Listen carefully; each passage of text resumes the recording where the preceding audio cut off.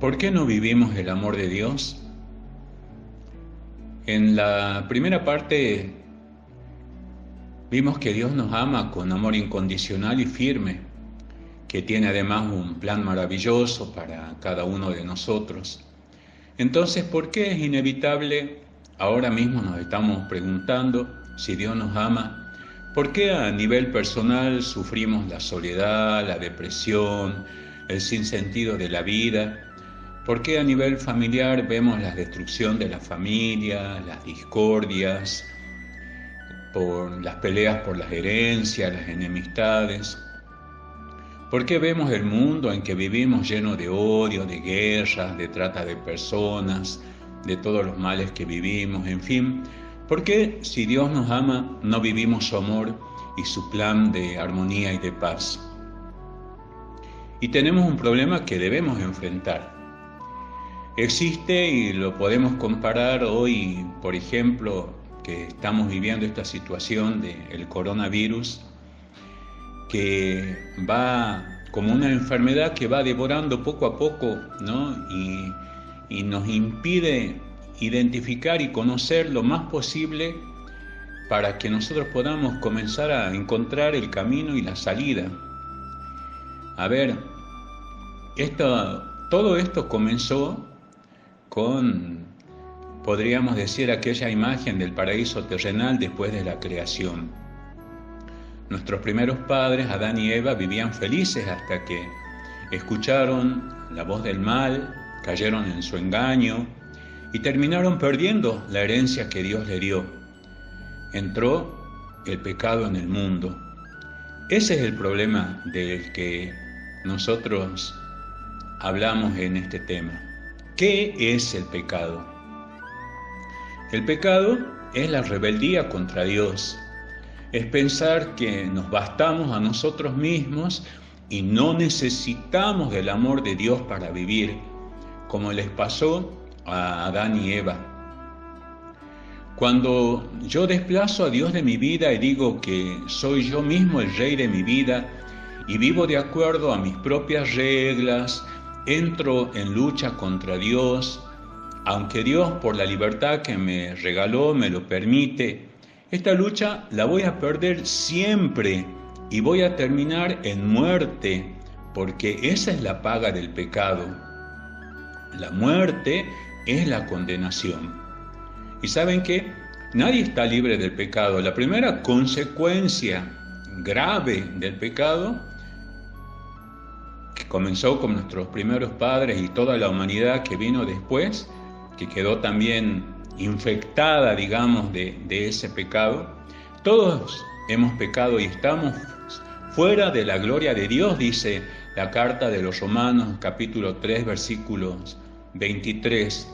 Lo peor de todo, no tenemos el poder de librarnos con nuestras propias fuerzas del pecado. Y en los tipos de pecados, como todos somos pecadores, seguramente pertenecemos a uno de estos tipos de pecado. El pecador escandaloso es aquel que no tiene vergüenza de pecar y mostrar abiertamente su pecado. Las personas que quizás con su estilo de vida ni les interesa lo que pueden hacer contra los demás. El pecado de los fariseos, por ejemplo, que es de aquellos que quieren aparentar todo el tiempo que son buenos y nobles, pero como los fariseos a los que Jesús llamó sepulcros blanqueados, son pecadores que quieren ocultar su pecado, o mucho peor, aún viven convencidos de que son rectos y son justos. Ese es el pecado de la hipocresía. ¿Cómo comienzo a salir del pecado? No tenemos el poder de salir por nosotros mismos, pero podemos dar un paso fundamental para comenzar a salir del pecado: reconocerlo. El reconocimiento del pecado, o sea, admitir, tiene que ir acompañado del arrepentimiento, para lo que necesitamos ser humildes. Ahí las cadenas que nos esclavizan por causa del pecado, por lo menos se empiezan a aflojar. ¿Y cuáles son las consecuencias del pecado? Son el vacío de nuestras vidas, la luz del amor de Dios que se apaga, la falta de frutos de bondad y misericordia que vienen de un corazón puro, la esclavitud y la muerte. Todo esto va acompañado de depresión, a veces de ideas de suicidio, búsqueda de venganza y de violencia, de pensamientos impuros, de malicia. El pecado es seductor y agradable a la vista. Si no fuera así, nunca pecaríamos. Comienza como que por la transgresión la vamos a pasar bien, pero después vienen las consecuencias cuando todo se viene abajo y quedamos atrapados en las garras del pecado. Un ejemplo para dar es por ejemplo, un joven que incursiona en el mundo de las adicciones. Al principio todo va bien, parece divertido, pero una vez que se convierte en una adicción, su vida se vuelve un infierno. No podemos vencer el pecado, ni nuestra inteligencia, ni nuestra astucia, ni esfuerzo pueden lograr que salgamos del pecado. Esta es la mala noticia. No podemos vencer el pecado nosotros mismos. ¿Cómo se vence el pecado? Reconociéndolo, arrepintiéndome, pero también postrándome delante del amor de Dios y dejar que su poder haga que vaya curando y sanando mi vida y mi corazón. ¿Cuál es la buena noticia? Que Dios sí vence el pecado. Que Dios sí tiene el poder de perdonarte el pecado. Que Dios sí, porque te ama, te da vida. Y dice Él, yo no quiero la muerte del pecador, sino que viva.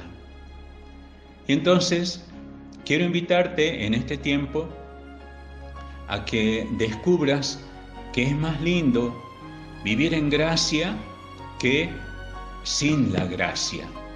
Vivir en el amor que sin el amor.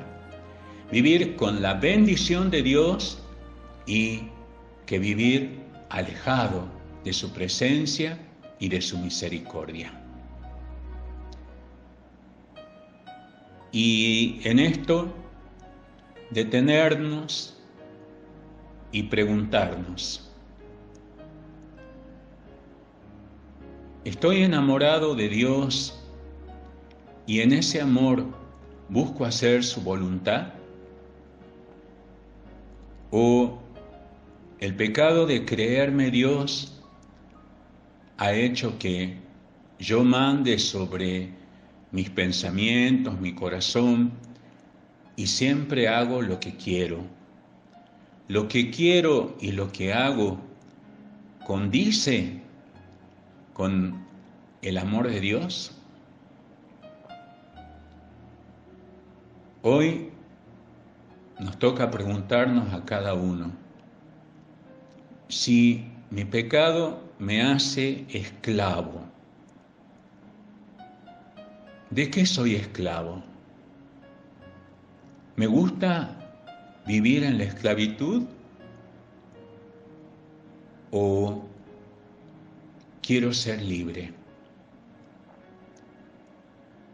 ¿Cuáles son mis oscuridades? ¿Cuáles son mis debilidades, mis fragilidades? ¿Cuáles son aquellas situaciones que en vez de ayudarme a reconocer la grandeza del amor de Dios, hacen que me aleje de su presencia? Queridos hermanos, si bien no podemos vencer el pecado por nuestra propia voluntad, ni por nuestra propia inteligencia, ni solo por un deseo, si no estamos movidos por el amor de Dios, por su gracia, yo te invito hoy a que podamos reconocer que El pecado daña nuestro corazón y nuestra vida, nuestra relación con Dios, con los demás y con nosotros mismos. Es mejor vivir en el amor y en la libertad. Por eso, hoy di firmemente: renuncio a Satanás, renuncio a sus obras, renuncio a todo lo que él quiere hacer sobre mí. Y digo con confianza: creo en el Padre, creo en Jesús que murió y resucitó por mí, y creo en el Espíritu Santo, que es el amor que nos une en la Iglesia.